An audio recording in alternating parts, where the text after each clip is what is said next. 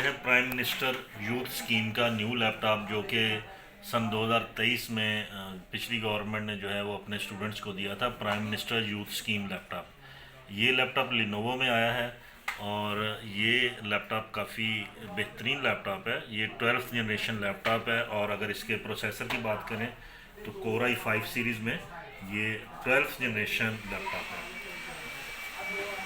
Core i5 है, generation 12th है। और अगर इसकी स्टोरेज की बात करें तो इसमें 256 GB M2 कार्ड लगा हुआ है। M2 कार्ड 256 GB है, जबकि अगर इसकी रैम को देखें तो इसमें DDR4 रैम लगी हुई है, 8 GB DDR4 रैम। अगर इसके स्क्रीन साइज़ की बात करें तो ये इसका स्क्रीन साइज़ जो है, इसको डायगनली देखें तो ये 13 इंच इसका स्क्रीन साइज़ है। और इसको अगर हम ऑन करते हैं तो इसकी जो रेजोल्यूशन है, इसकी रेजोल्यूशन 1920x1080 है, यानी इसको हम फुल HD लैपटॉप कह सकते हैं। तो अक्सर कुछ लोगों के जहन में जो है वो ये बात आ रही है कि इसमें क्या रैम इतनी ही रहेगी या रैम चेंज हो जाएगी। तो उसके लिए उसका जवाब ये है कि मैंने इस लैपटॉप को खोला है आपको दिखाने के लिए कि ये इसमें रैम चेंजेबल है। इसमें रैम फिक्स नहीं रहती, बिल्ट इन रैम नहीं है, ये चेंजेबल रैम है।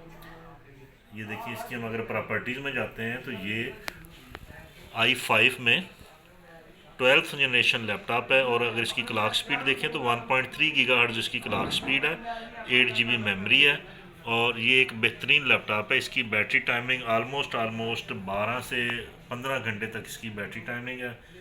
और स्मॉल यूजेज के लिए और कैरी करने के लिए ये एक बेहतरीन लैपटॉप है। ये इसको ज़रा हम अगर बैक इसकी खोलें तो ये मैं आपको पीछे से दिखाता हूँ। ये लैपटॉप, इसके पेजेस पहले खोल के रखें और ये देखें, ये लैपटॉप लॉन्ग बैटरी बार है। ये लॉन्ग बैटरी बार है। यहाँ पर ये बैटरी प्लग हुई है, ये इसका फ़ैन चल रहा है। यहाँ ये रैम सेक्शन है और यहाँ पर ये इसका M2 कार्ड लगा हुआ है। M2 कार्ड, रैम सेक्शन, ये हीटिंग कूलिंग सेक्शन है और इसमें लॉन्ग बैटरी है जिसकी वजह से इसकी टाइमिंग बहुत ज़्यादा है।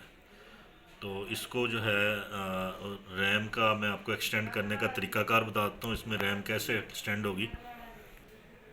ये इसका बैटरी जो है ये मदरबोर्ड के साथ प्लग इन है। ये please keep it in your mind कि जब भी आपने इस पर कोई ऑपरेशन करना है तो इसकी बैटरी को अनप्लग कर लेना है। चाहे लिनोवो लैपटॉप हो चाहे कोई भी लैपटॉप हो, इसकी बैटरी को अनप्लग कर लेना चाहिए। ये मैंने बैटरी जो है ये अनप्लग कर दी है। ये देखें, ये बैटरी अनप्लग होगी। इसके बाद ये रैम सेक्शन है। आपने ये थोड़ा सा इसकी पेस्टिंग लगी होगी, ये पेस्टिंग लगी होगी, थोड़ा सा आप इस पर अगर पुश करके ये ऊपर को इसको उठाएंगे तो ये देखें, ये डब्बी खुल गई। ये इसकी जो है ये बॉक्स है, ये बॉक्स खुल गया है और यहाँ पर आप रैम लगा सकेंगे और इसमें DDR4 रैम लगेगी।